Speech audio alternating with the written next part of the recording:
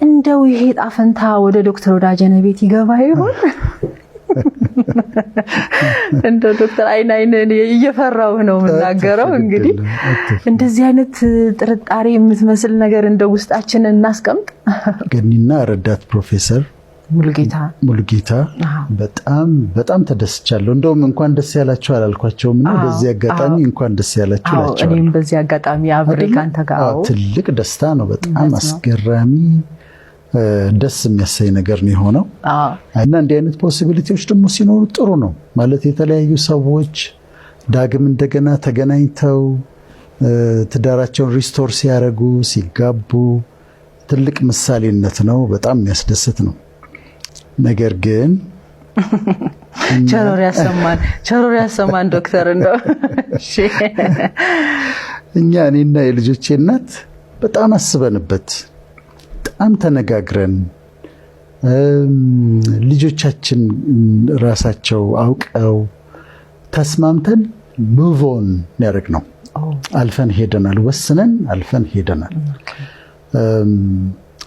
ሁለታችንም የተለያየ ህይወት ውስጥ ነው ያለነው፣ ግን በፍጹም መስማማት በፍጹም ደስታ ተበራርከን እኔ ባርካት እሷ ባርካኝ ህዝብን ይቅርታ ጠይቀን የወሰነው ነገር ነው።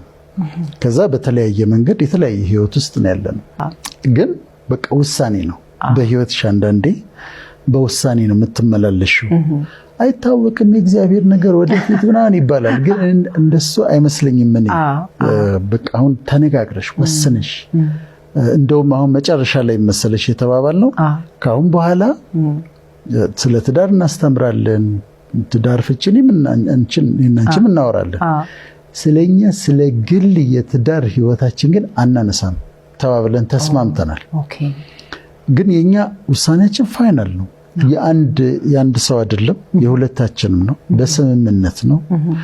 ጥሩ የተወሰነበት ውሳኔ ነው። ትክክለኛ ውሳኔ ነው እና በእኛ ዘንድ የሚፈጸም ጋብቻ የሚደገስ ሰርግ አይኖርም።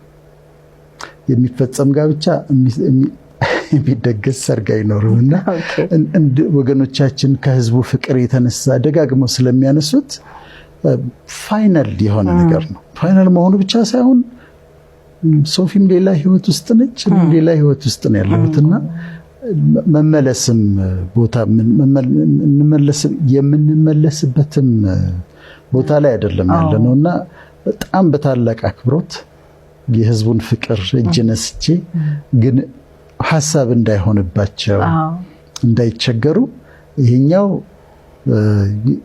የተወሰነ ጉዳይ ነውና እንዳልኩሽ ነው። የሚፈጸም ዳግም ጋብቻ የሚደገስ ሰርግ አይኖርም። እሺ ዶክተር፣ እንግዲህ መቼም እንደው ትንሽ ቢከፋኝም ልቀበለው፣ ምክንያቱም ሁሉም ሰው የሰዎችን አንድነት ይፈልጋል። ግን ካንተ ማቹሪቲ እና ካንተ ባክግራውንድ አለምንም ምክንያት ይሄን ልትለት ትችላለህ ብዬ አላስብም።